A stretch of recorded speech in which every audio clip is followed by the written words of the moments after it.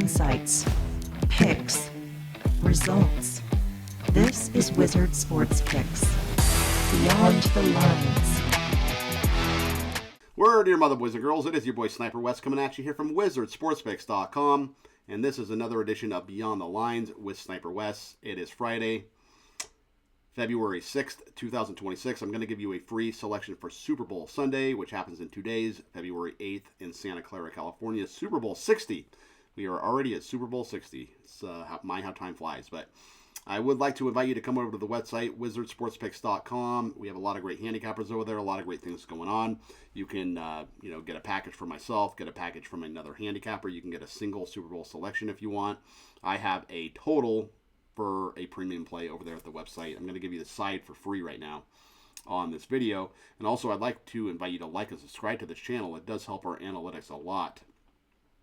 And, here we go, Super Bowl 60. So a lot of different things going on in this game. I'm sure you guys have been, watching SportsCenter, watching all these media outlets and gathering your own data to handicap this game. But as far as what I'm seeing out there, I think the biggest storyline to me is really Sam Darnold. Obviously, a lot of people thought he was going to be a bust, after a year or two with the Jets. And then he moved around the league, went to Carolina, went to San Francisco. I don't know if you remember this or not, but he was actually, I believe he was the backup quarterback to Brock Purdy when the Niners played the Chiefs in the Super Bowl here in Vegas a couple years ago. So this is actually the second Super Bowl he's been to, but he will be starting in this one.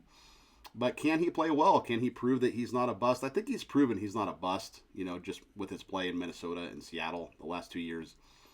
But, he does have a lot of proving to do in his opinion, right? He wants to shut the critics up. And I think he'll play well here. The front four of Seattle, I think that's another storyline for the Super Bowl. Will Josh McDaniels' protection hold up? Will the Seattle Seahawks be able to rush only 4 and get after the quarterback with 4? Because if they can do that, Drake Maye is going to have a really, really long day. Nick Emanwori, the Seattle Seahawks safety, he has not been practicing. Like I said, we shoot this on Friday. So as of Friday, he's not been practicing. They are saying he is going to play. But if he does not play, that's, a big part of their defense there. And, in regards to Hunter Henry and Nick Emanwori maybe not playing, if Emanwori does not play, I would look for Hunter Henry to have a big day from the tight end position, because Seattle, they have had trouble with the tight end all year. They've given up a lot of stats and a lot of numbers to the tight end position. So keep an eye on Nick Emanwori, the Seattle Seahawks safety.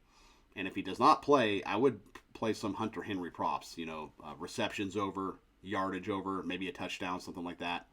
But that's kind of my angle on the Seattle defense and the New England offense there. Maybe an extra prop I can give you. But anyway, let's go ahead and get to my selection. I'm going to give you the side here. So, the side and total have not budged since the opening of this line, which means odds makers, they did a very good job, right? The total's still at 4.5. That's where it opened. The total's still at 45.5. That's where it opened. So they hit the nail on the head as far as where the lines should have been. Seattle only allows 17 points per game defensively, but New England, same deal. They only allow 17 points per game defensively as well. This is probably going to be the strongest pass rush that Drake Maye has seen all year. Obviously, he played the Texans a couple weeks ago, and he carved them up.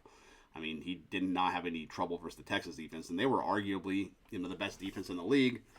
Then they played the Broncos defense, another maybe one of the best defenses in the league. And granted, they only scored 10 points. And honestly, they could have lost that game because the only reason they scored that touchdown was the boneheaded play that Jarrett Stidham made by throwing the ball backwards. And then they got the ball at the 10, they went in and scored, right?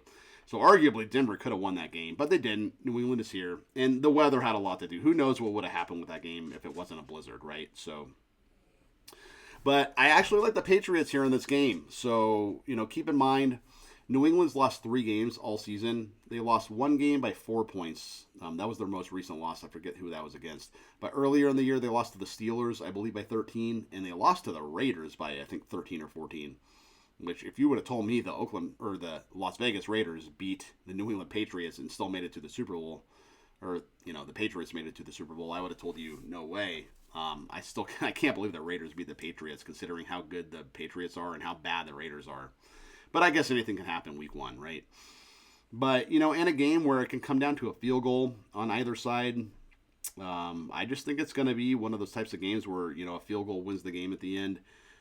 Also keep in mind that I think for about the past decade, whoever wins the game covers the spread. So, especially with the dogs. So, like, all the dogs that have won the Super Bowl, well, let me say it like this. All the dogs who have covered the game, I think in the past 10 years in the Super Bowl, maybe longer than that, like 15 years back, if you're an underdog and you cover, you actually won the game as well. So it's almost like if you like New England, you should maybe just moneyline them according to that trend. But I'm still not going to do that because there's a good chance that Seattle can win this game by 3 points. So I'm going to take the 4.5 points. I'm going to put them in my back pocket. That is your Super Bowl Sunday selection for Super Bowl 60 in Santa Clara, California. And I hope it cashes for you guys. I hope we can make some money. My name is Sniper Wes. This has been another edition of Beyond the Lines, a daily show from Wizard Sports Picks. Please go to the website, check it out, buy a package. I promise you won't regret it. A lot of great handicappers over there, a lot of my mentors, a lot of my friends. And keep an eye on this YouTube channel. Please like and subscribe for more content. And we will be bringing you a lot more content very, very soon, okay? All right, guys. Have a great Super Bowl and be safe. See you next time. Peace out and keep firing.